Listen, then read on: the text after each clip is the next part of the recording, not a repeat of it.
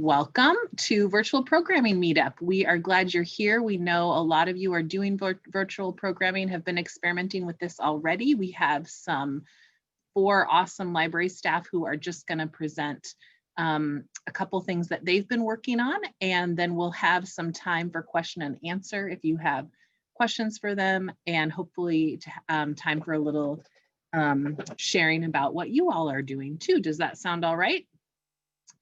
And I can't say, that's what we're gonna do. So welcome.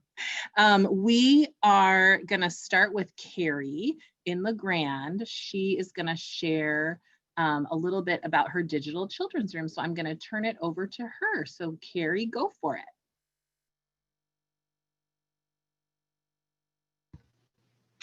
Okay, so your audio is coming back very, well, not great. Is mine okay?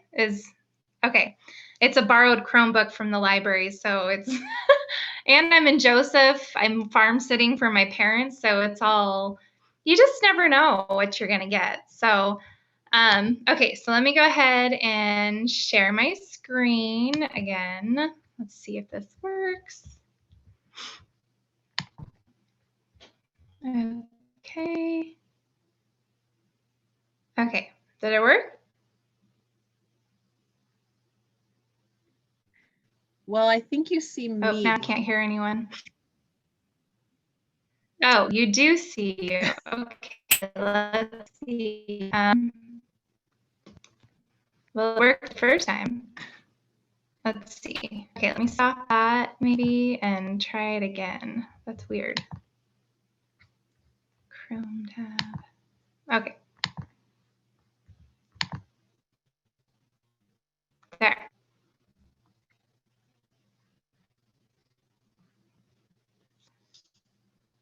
You guys all know?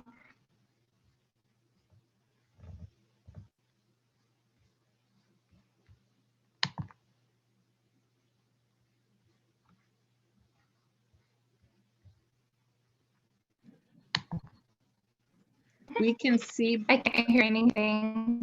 Okay, see that working?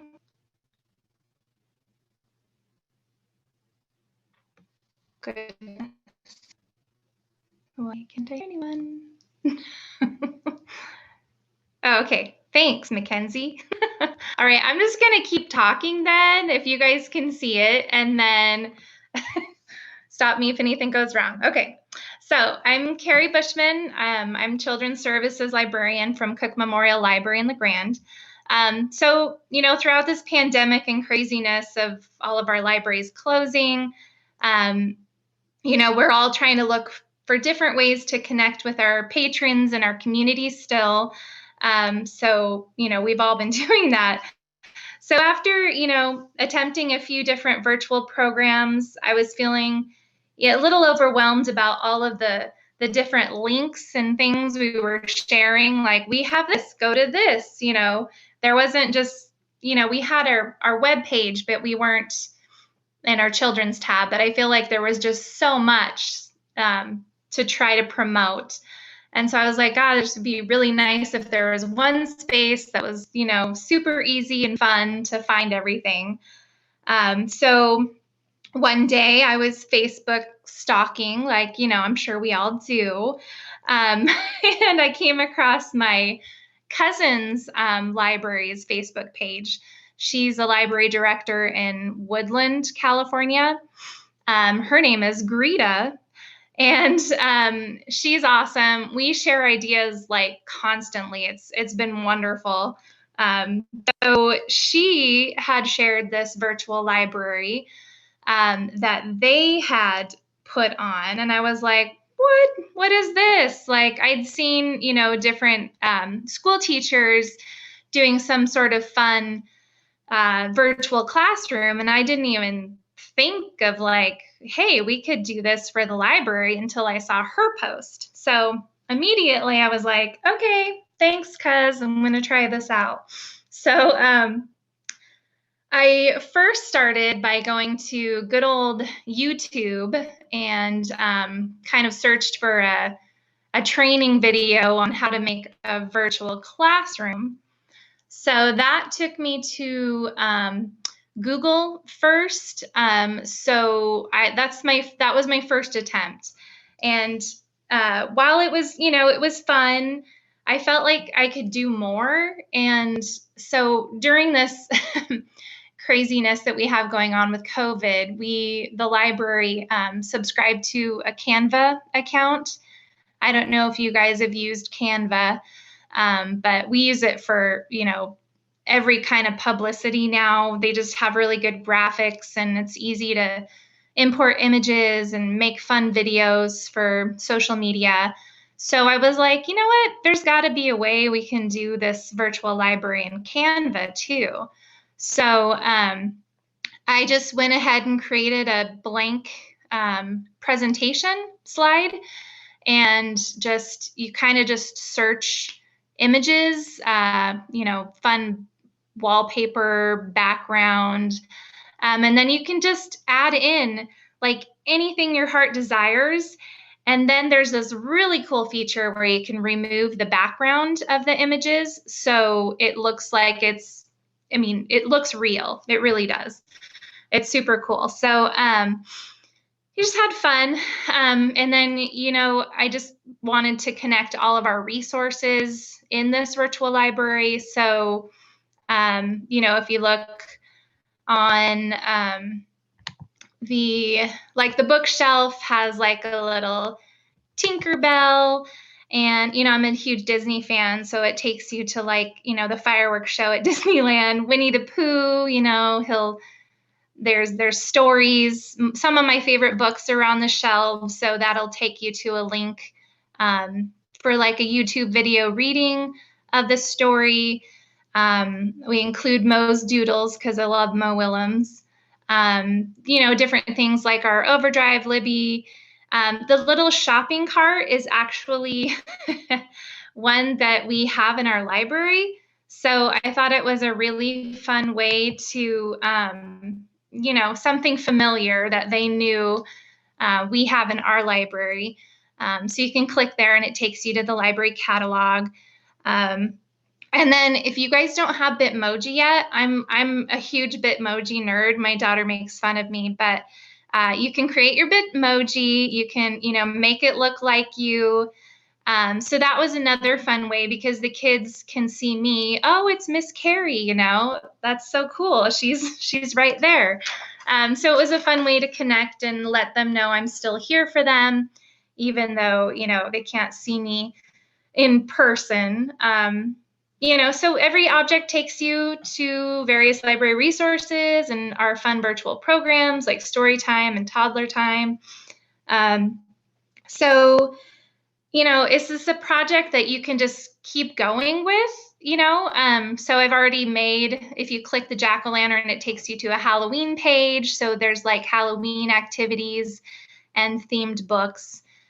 You can include music too, which is really fun.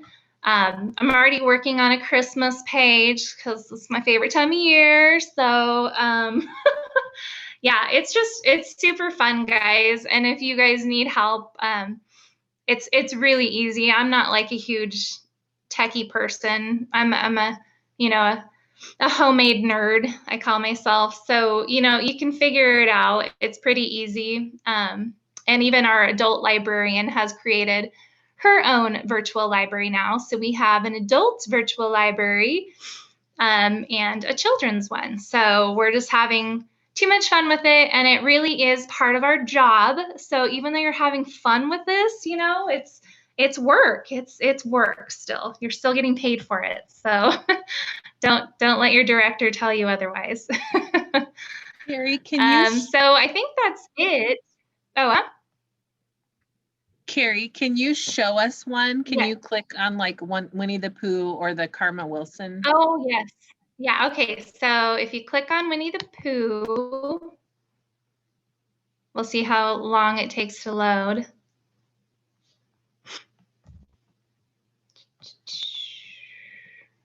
Is it going to you guys slowly? Till I can really bad here the range. Can Yeah. you do it? It's okay. So I popped the link in the chat for, so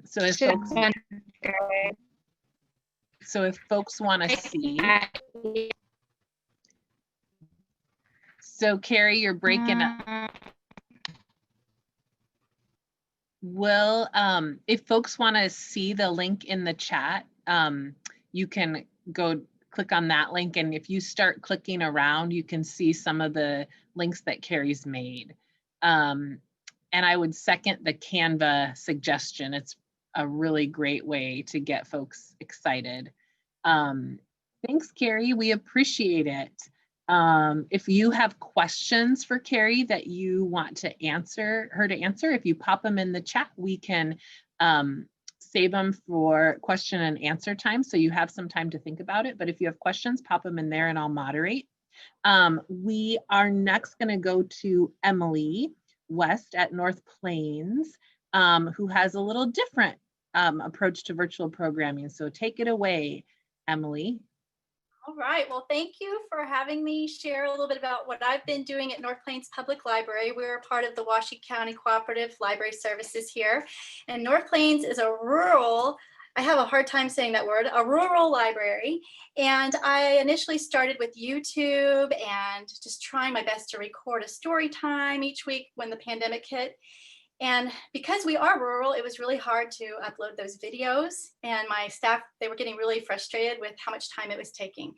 And at the same time, I personally didn't like just staring at a camera. And I missed my kids. And so Greta started Zooming in the early days of when we had to shut down. And so I just said, why don't I do this? Why don't I Zoom my story time? Why don't I Zoom my kindergarten readiness classes? And we started with about 9 moms, dads, and kids for about 2 weeks that joined us. And now we're up to consistently about 50 families every week with our story time and with our kindergarten readiness class. And it's things, it's helpers like this, as you know, that help us to make our Zoom time successful. So I wanted to just share, a little bit about what we do to make our Zooms really interactive and fun. And so I'm just going to share my screen quickly if I can. Hopefully there's not too much of a delay. So we're going to play a little Pictionary game. Okay, I'm going to make it really short and really cute. I'm not going to waste a whole lot of your time. But this is, see if you can guess what I'm drawing. The first one's really easy. So here we go. And I do this with my kids. I think it's hilarious because I have trouble drawing and writing letters on here, and they really relate to that and they love it. So I encourage you to use the dry erase board in Zoom. It's so much fun and so interactive. So what do you think I'm drawing, everybody? Somebody guess, hurry. I only have 4 minutes. Smiley face. Smiley. Ding, ding, ding, ding, ding. A smiley face. The kids love to interact on Zoom. They get to, you know, they have a voice. They get to share their thoughts. And it's so great. That interaction is just almost what got me through a lot of the sad weeks. I mean, my family and these Zoom interactions, not only with the kids on those calls, but with Greta and seeing all of you every week, it really helped me. And I hope that it encouraged the kids and made them feel like they were really getting to be a part of their community and learning as well. Okay, so here's another one. It's fun to do Zoom. Okay, I'm gonna share another one. Even though it's fun to do Zoom, oh dear, let's see if I can draw this. Oh gosh, it takes a lot of, what do you think this is? Oh, I better do the thing here. What do you think I'm drawing? Somebody be brave, make a guess. A clock, time. Yay! Ding, ding, ding, ding. It takes a lot of my time. So I'm lucky that I have a director at North Plains, Robin, who really has given me time to invest in researching and learning the tools that I have. So, you know, I did do curbside, but then she realized that maybe I should focus more of my time on programming. And I've been really fortunate to have a director that's supportive of that, and so that I can provide quality educational material. And just like you're researching, Carrie, I love what you did with the Bitmojis, having the time to figure out what media, what tools and techniques really work. I use a lot of YouTube. I use something called Boom Cards, which you can look at. It's boomlearning.com. It's an interactive kind of game game that teaches a lot of different skills. And the kids love using that. And I use that dry erase board all the time to play Pictionary and bingo, all sorts of things. So here's the last one I wanted to share before I share some photos with you real quick. So, okay. All right, I'm getting better at this. I'm getting better at drawing. I can change my color. I'm gonna change to bubblegum pink. Oh, the kids love bubblegum pink. Okay, here we go. This one's harder. You're doing great with your guessing, but here's the last one. And I like to draw this tool whenever I'm planning curriculum or developing lesson plans, especially for my kindergarten readiness classes. I draw this a lot on my lesson plan. What do you think that means? What is that? You're climbing the stairs to grow. Ding, ding, ding, ding, ding. You guys are so great at this. So yes, I'm consistently trying to figure out the next way to make this better. Quality, continuous improvement, always. How can I make it better? I'm always reaching out to my parents. I'm giving surveys. I'm giving evaluations anytime our sessions are, maybe we'll have 6 sessions or 7 sessions, and then I'll ask for some feedback.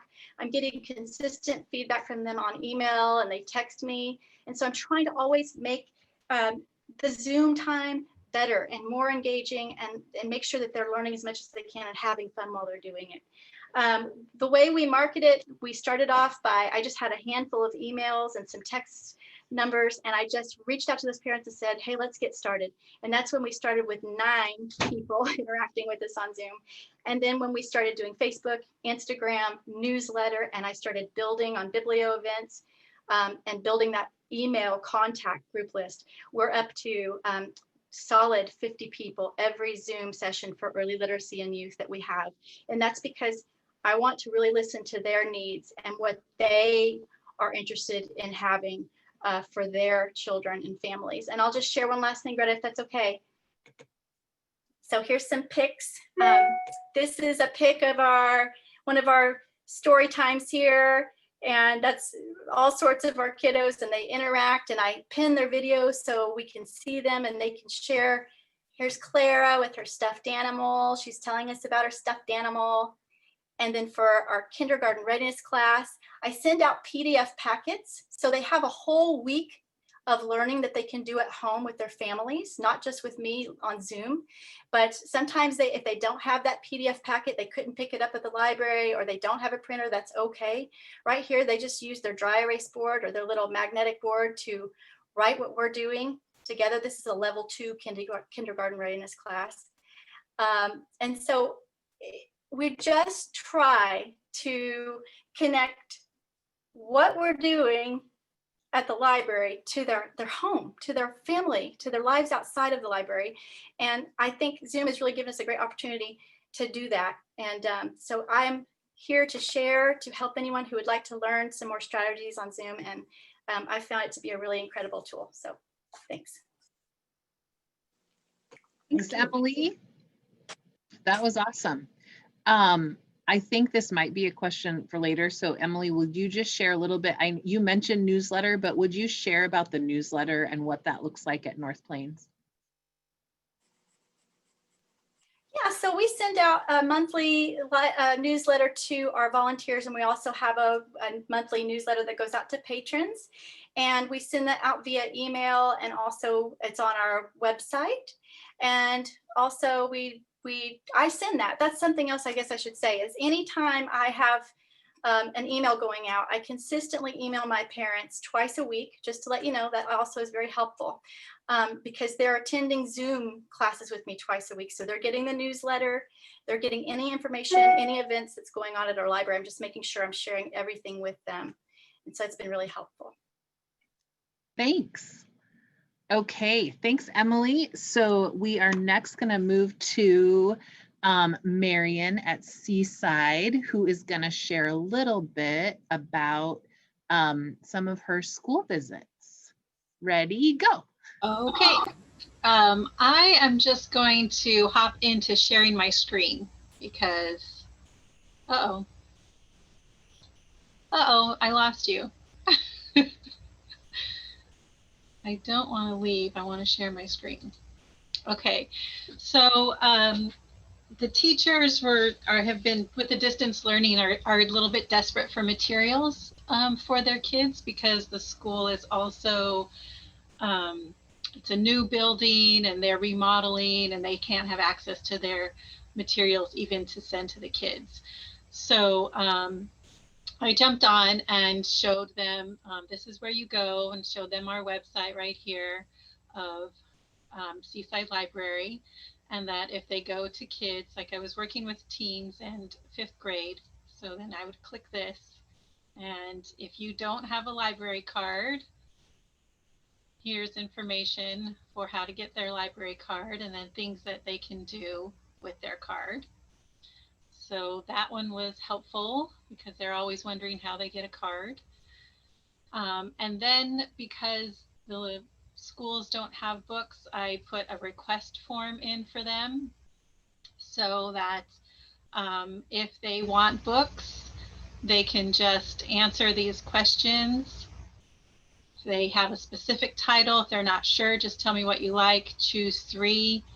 How will they pick it up? And then any other information that they want to give me. And when I do this, I get requests right away. So it's pretty successful. So there's that, and then I go down and tell them that there's databases and things that they can use as well. What the teachers really wanted was the ebooks and audiobooks, and so that was something that a lot of them didn't know. So I scrolled them down here to where they would go to Library to Go, put in their library number, and I'd show them their loans. It would be like this. They can download by either listening or reading. Also, if they go to kids, this is really good because the battle books right there, even if they're not doing battle books, it's a really good list of books to read off of. So I really liked that these lists are up here for them, and then there's Spanish that they could do, the new stuff. Have to explain a little bit about when it's on hold that they might have to wait, but if they don't want to wait, they can go to no wait, no problem. And it'll give you a whole list of books that they don't have to wait for. And they asked for all of these books. Do you have this? Do you have this? And of course, there's all the Wimpy Kids and all of the ones that they like. There's the graphic novels. And then of course I went in and I showed them what it looked like. Okay, so there it is. If you need to borrow it, that's it. It's going to tell you you can borrow it. You got it for 21 days. Open it in your browser. So the whole thing so that they could see how this works. And then if they want to see what it looks like, there's their graphic novels right there, which I'm sure you guys know this, but this is for the kids, like to show an example, and especially the teachers. Really, the teachers did not know about this. And it was really, I think, a little bit more important for the teachers to know about this. And they were actually kind of blown away because they would said, oh yeah, we have Epic, but it's not enough. You know, there isn't enough stuff. And so I showed them these options. So that was really helpful for them. Also with their low readers, if they went to the Tumble Books, then we could show them how they could do another way to find more materials for kids, especially their struggling readers. Well, even though they might be 5th grade, they might still be struggling pretty hard. So I just sort of navigated them through our site. So Carrie, I really like yours and how that is. Fortunately, I don't have that set up, so I need to take them directly to our site and show them how to navigate it this way. So we talk about, you know, when we're open and when they can pick up, and then also things that are going on. So this is for the teens, and it's their Halloween costume contest. And then we have our story times, the Read for the Record, our virtual pumpkin carving contest, and trick-or-treating at the library. So it's just sort of a way for them to see, like, oh, we still have stuff going on, you know, stuff like that. So it was really helpful for the kids, the teachers, and the parents. Of course, I spoke once about We did favorite reads and book talks. So we talked about, we went this way, how you find a book. This is one that I really liked and talked about with them. It's sort of a Sherlock Holmes type of thing at a boarding school where this girl wants to solve this cold case from 80 years ago or something. But it was a really fun one, and they liked that. But then to keep the kids engaged and involved, the teachers and I set up polls that we did like 3 times so the kids could interact with us. And so Greta, do you have a poll for us that we can do?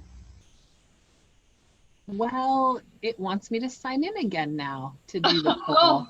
So, let's see.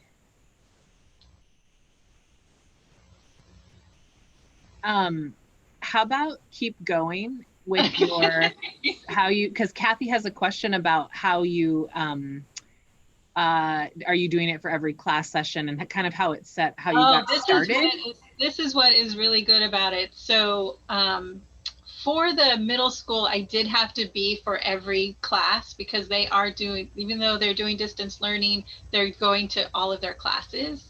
So I had to do 5 classes. So we did 3 in the morning and then they had lunch and we did 2 in the afternoon. I did all of 6th and 8th grade at the same time.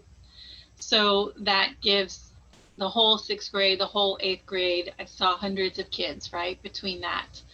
And then when I did 6th grade, it was just a half an hour, I think, or 5th grade. And it was 6 5th grade classes all jumped in at the same time. So there was hundreds of 5th graders on there and keeping them all engaged. Like what Emily says, like they want to interact. So you really need to keep them. I went really fast with you guys, but if I did one thing, then we'd stop and talk and ask them if they had questions, or we would do a poll. The polls were actually really good information. One of the questions was, do you have a library card? And that really gave me good statistics, like right off the bat of, you know, who didn't, like how many kids had a card, and it was about 50-50. So I really have a lot of work to do. A lot of them don't know if they have cards, but I have a lot of work to do to make sure that they get cards as well. And then another question was, have you ever read online or listened to an audiobook? So that was a really great statistic for us as well, because we really want to encourage them that, you know, if they're sick of reading and looking at a screen and things like that, to, you know, listen to a book, and that counts. You have to pay attention. You have to listen to the characters, the setting, the plot. You still have to, you know the storyline. So you're still reading. And so we talked a lot about that. And here's our poll. So what is your favorite food? Choose one, hamburger or pizza. And you can click that and submit it. And then Greta will tell us our results. We ran those for about 10 or 15 seconds. So they had to like be paying attention and really jump on and answer the questions. So Greta, do we have a final count? Well, we have 26 people have voted, so 72% of us. And it's pizza is a clear winner here with 67% of the vote. So those are kind of fun ways to sort of keep them engaged and interacted. And so our other poll was favorite genres. And so they were kind of upset that they couldn't choose more than one genre. You only get to choose one. So yeah, so that's just a way to also keep them engaged and keep them focused on books, the library, and ways to get materials and things like that. So does anybody have any questions about that? Now I'm going to turn it to you guys. I can't see my chat.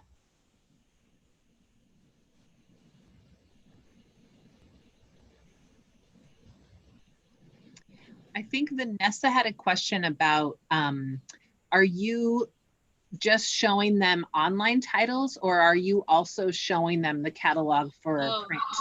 No, actually, when I do it with the classes, I would do some online, and then I would do this, and then we talk about this and these kind of things and stuff like that. So no, it was definitely when I was the speaker, they made me like the, you know, the full screen there so that they could see all of that. So we did both. We did audiobooks. so they could listen to it. I had an audiobook that they could listen to. So we listened to a few seconds of that. We did the online books, you know, of course, and then the materials. And I have an assistant who did it with me. So we sort of tag teamed each other. And then the teachers also talked about their favorite book. And then we also had the students talk about their favorite books as well. So it took the whole 40 minutes for each class. So that's what they did that day. Instead of doing their language arts, it was all about the library. So it was pretty cool. And I really like that I was able to get all of the kids. And, you know, when I talk about these things, when I go to the classrooms, I don't have this presentation for them to see and how to navigate it. So I really liked this format and this way for them to just, click. And so right away I started getting requests, you know, for books. And so once I get those, I print them out, I pull the books, I either give them a call or send them an email that their books are ready to pick up. And I had them in later that afternoon picking up books. So it's really good if, you know, the hard part is the families that can't get here. And that's what's been hard. We've been trying to talk about how we're going to get books to them. We have not come up with a good scenario yet. But at least we have this option, and some teachers are actually willing to come and pick up books and deliver them to their students. That's how desperate they are to get materials in their hands and get them off the screen. Yeah. Thanks, Marian. I think we have a few questions, but we'll come back to them. I want to make sure Joe has a chance to share. And I know Joe is not planning on sharing her screen, but I might share when you're talking about like your YouTube channel or whatever you're talking about, Joe. Would that be okay? And we'll unmute you too. Yes, you can share my screen. I have an example of one of our great kits, so we can go ahead and share my screen. So that is, if you want to share it from your end, it's down on the bottom row and there's a share screen. Okay, I see my bottom. Okay, share screen, got it. Okay, I just clicked on it.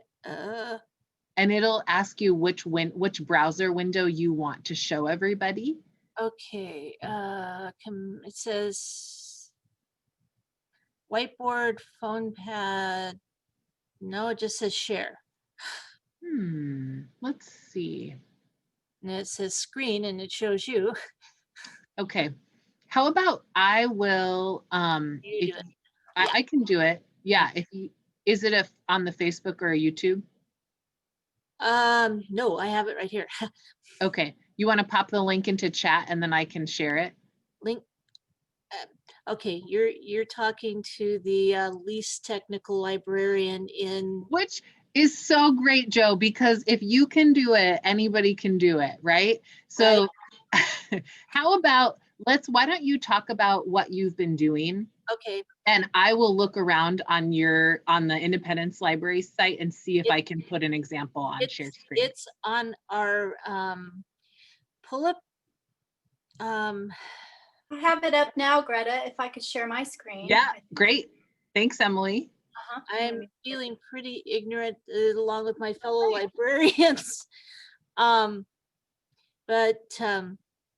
I have a different skill set.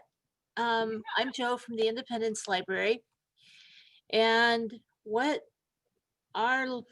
we've heard from our patrons is they've really wanted interactive things. So we have made a series of make and take kits. And along with that is, yep, there we are. Along with that, we have made interactive videos. So down here, paint a pumpkin.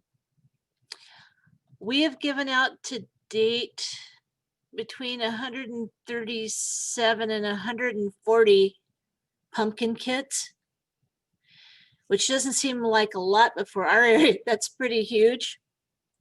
And then we have the little instruction video that I'm showing how to use creative ideas to use with the materials that we gave you. So I created pumpkins that look like Gerald and Piggy, and we did one Pete the cat. Not only I do this, we have Alex who does our make and take, or our maker space rather videos. We here at the library have discovered that there is a low tech, and I realize not every library is for this, but a low tech thing that's become very popular, which is we get into costume. We've done our own PSAs that also that advertise our make and take. So we've been anything from pirates to scarecrows to sorts of things to bring, to make it fun for our patrons. Also, this seems, it somehow it kind of makes them feel like they're a part of the library by doing this. We record these. We record story times every week in English and Spanish. We record our the makerspace and science videos. We do our special events, and we get a lot of participation from handing out the kits to people watching our videos. And we've just had a great deal of success, and that also creates interest in, like with the pumpkin ones. Well, that creates interest in, oh, do you have books on, Halloween? Do you have autumn crafts? Do you have, if he's doing the science kit, do you have more books on this? So we link everything together. I know it does take time to put together these kits, but that's where we have the time right now. And so, like our pumpkin kit, we went out and bought miniature pumpkins. So they got a miniature pumpkin. We put paints in little cartons. They got that. They got a paintbrush. Then we put in like our monthly calendar. There was also glue, because I discovered how to make the paint stick to the pumpkin. So they got glue. They have a little instruction sheet. This is all very low tech. However, it works. For those that are tired of being on screen, the low tech stuff is like a break. Then if they want to go on and see further stuff, then we have our YouTube channel that we put things on. I love it when we get pictures back of what people have created and saying, this was great, are you going to do more? I also do a preschool Zoom, and I send out stuff for preschool Zoom, so that they want to make the craft along with me, they can. Yeah, that's great, Jo. And can I ask, on your Facebook post, are you talking about the pumpkin kits? Are you advertising on Facebook there? Yeah, we do. We tell them that they're here. We started with a sign up. We got 50, and we said, we'll be lucky if we get, 50. So we made up 30 kits. That first day, 26 of them were gone. So then we thought, okay, we'll get a few more. And then it just snowballed from there. So yeah, we do. And like I say, we use all sorts of creative things to get people pulled in. Yeah, I think that's what we've heard is like there's all these different strategies, right? Even if you have a YouTube posting, it's not just YouTube that you're doing. You're doing a lot of different strategies. Stuff like we didn't do a make and take with this, but we just filming our very first cooking show. And it was every year with the teens, we did a Halloween we taught teen cooking with food safety, and everything, but one of our most popular was an icky edibles. And so we decided that it would be fun to film our very first cooking show, and it's called the Gross Gourmet. And in case anyone doesn't know, I have a background in theater arts as well as children's literature. So we're putting that to use. And so my part of it was to make pizza that looked like a skull for Day of the Dead. And we showed filmed the whole process. And then my coworker's filming his part, and we'll put it all together. And he's showing how to make Rice Krispie treats with Oreo bats. But we'll include the recipe with that, and the recipe, all the stuff that you need. We're planning in future to do some holiday ones, like probably like an adult DIY and ornament making, and one for the kids. And always, yeah, we advertise and tell them it's available. And, we're progressing. I love these ideas about doing a lot of the virtual. Right now, like I said, we're finding the low-tech stuff is connecting with our patrons. And so that's how our library is doing it. Yeah, no, thank you so much for sharing, Joe. I love, we like talk in early literacy a lot about how kids need to use their hands to develop those fine motor skills. That's really, really critical and important. So I think all these examples show ways to engage kids even if while looking at a screen. And also I so appreciate you being honest about where you are with virtual stuff, because I think it helps to recognize like building on our strengths, and you have team members who can support you in that. And the pandemic, if nothing else, has helped us figure out where our team strengths are, and who is good at what, and how we can use those for the good. And they're teaching me the technical things. I am roping them into being into costume and character, and kind of making it 3D when we record. So yeah, we're trading off. Greta, if I could just add to what Joe's saying, I think she's, really hit on a key thing, and that you're also expressing, is that if we can do hands-on and the technology and hard copies whenever we can of anything, that's so helpful. And something else that I wanted to share with the group today, for me, the early literacy, they're not tired of being on the computer, because a lot of my kids, they can't go to preschool. They don't have a virtual preschool program going on right now. So those families are very, very excited that we're offering something to them twice a week, consistently at the same time every week. So it's almost like they have a preschool live on Zoom. But for my elementary kiddos, I'm only seeing them once a month, other than, reaching out to schools and finding books with them. But on Zoom only once a month. And because I feel like they're already on there so much, and same with our teens as well. And our adults are different. We see them once a week, but yeah, it's just important to point that out, that we don't want to burn them out. Yeah. Thank you for saying that, Emily. And I want to go back to a question Mackenzie had earlier for you about, do you let kids unmute themselves? And they're chatting? Yeah, can you talk a little bit about that?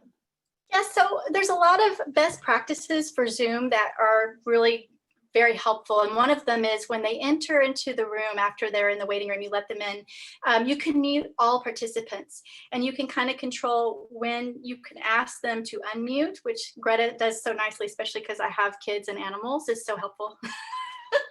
But you can ask them to unmute when you call on them. And oh my goodness. And then you can pin their video. So they're the focus. They are the star of the screen. And they love that time where they can share what's going on in their lives. And I keep it brief, and, I keep it positive. and then we move on to the next person. But I always try to make sure that I am including everyone. I want to give every single child some time to be the star, because many of these kids are not seeing a whole lot of people right now. I mean, they are, they're not getting out very often. A lot of my families anyway. And I have families now from not only from Oregon, I have families from Connecticut, and, some right now are in hotspots. So it's been really fun to be able to interact and have a community together. Thanks, Emily. Marian, I want to go make sure we get this question to you. We had a question about when you're realizing that students don't have library cards, how are you all handling the setting up library cards for students right now?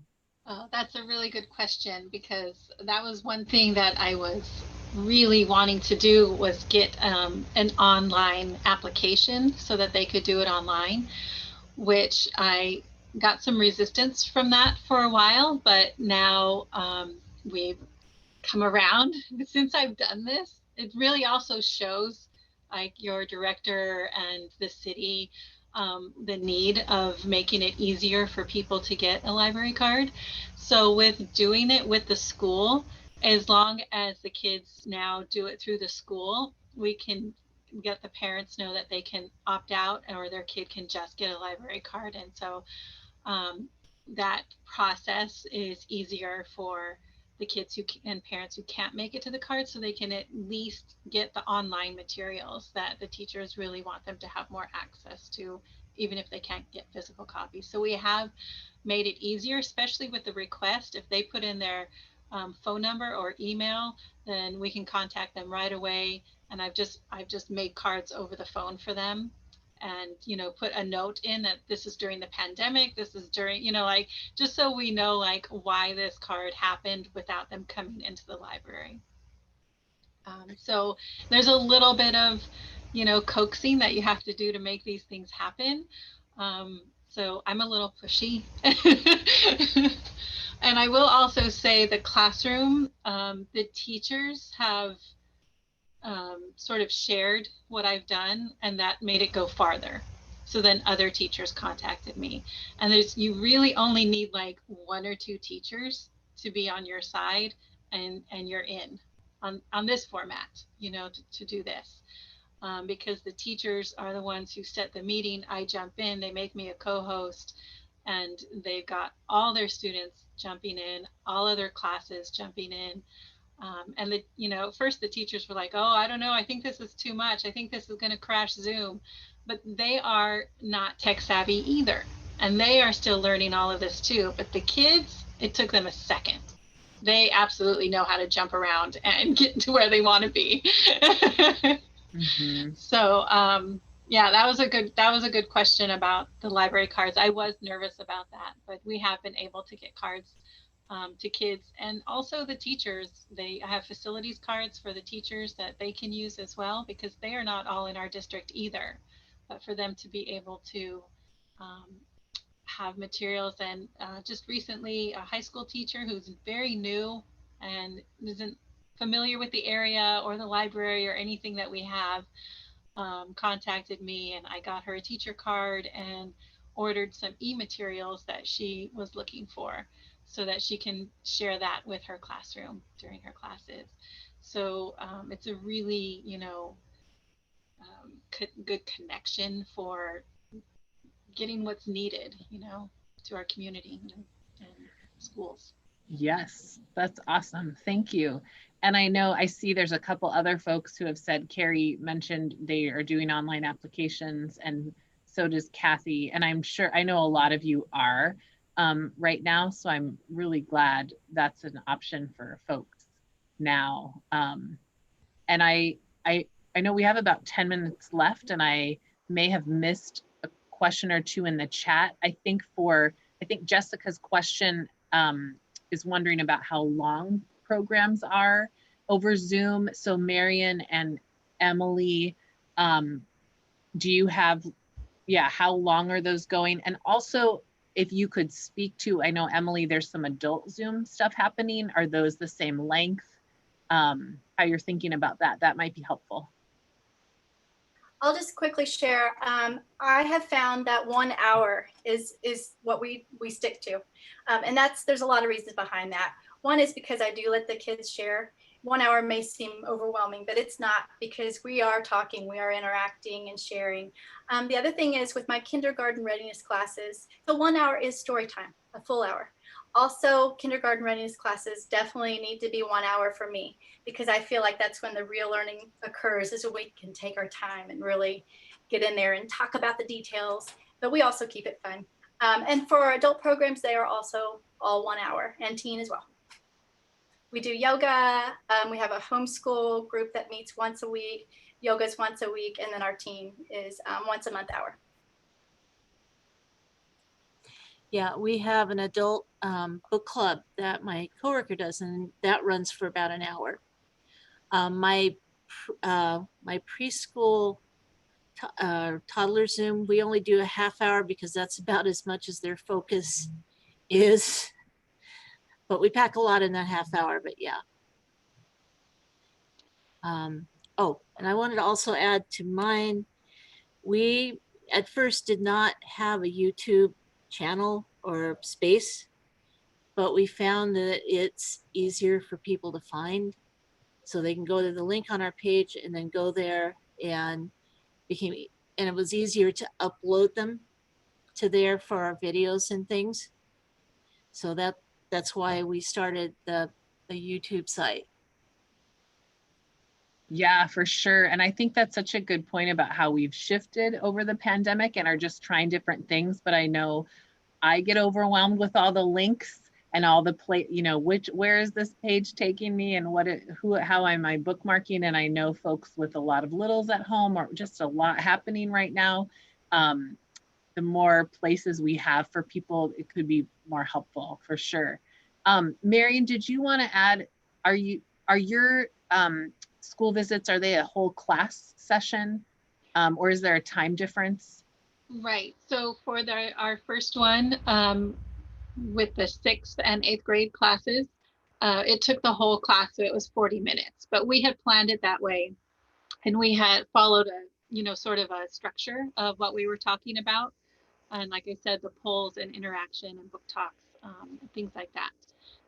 And it really took the whole 40 minutes. We were a couple of times even ran over. So so that was good. The 5th grade one, I think that one was about 20 or 30 minutes. So it didn't take as long, but they were all in there all at the same time. It's also not as much stuff to go over. It's just making sure that they know how to navigate the site and get the books. With the upper classes, there's a lot more to go over because the teachers are expecting more of them, and there's just like e-resources and stuff like that we go over. So that's a really in-depth one, which is why you need to break it up with those polls and things like that to make sure they're paying attention. Because once you get in those classrooms, a lot of kids are not going to be showing their pictures, and you don't even know if they're watching you.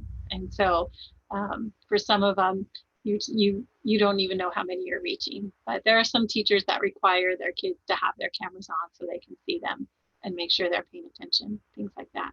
So that's something that you work out with the teacher that you're doing the Zoom with. And I gotta tell you, it was very satisfying. I really felt like I got through and gave a lot more information than I was able to when I actually go do my in-class visits, those are basically just book talks, but really talking about the library, navigating the library, and what we have to offer was probably the most information I've been able to get out to them in 30 to 40 minutes, And Yeah. But I also did my first story time Zoom, Emily, last week. I've just been wanting to do you, and I only had one kid, but it was a regular kid that I had, and he's always been super shy, and it was so nice to see how comfortable and open and how much he wanted to talk, like in that setting. So I really see some good possibilities, for when I can get it built to a little bit more, to see the kids really interact more than they did in the library, where it's like kind of overwhelming and a little loud, and you know, there's big personalities, but this way they have their own space and their own comfort. So it was really fun, even though I had one kid. That's awesome. Well, and I think that is like it's true that virtual spaces can be more accessible for some folks in really positive ways, which we've got to take all the positives we can get right now for sure. I just want to say thank you to all our panelists for sharing a little bit. I know they would be happy to share more with folks. And I'm going to put their emails in the notes for this meeting. So if you want to get in touch, you can. But I also want to say thanks to everybody, because I know a lot of you are trying these things too. And it's just, I hope you heard the being flexible and trying things and just seeing how it goes. And sometimes it works and sometimes it doesn't. And you just see what works and keep building on that. But I just want to say thanks again to everybody. And because it's a stressful time. So I appreciate all the work you're doing for your community. And I'm going to stop recording us now. And if you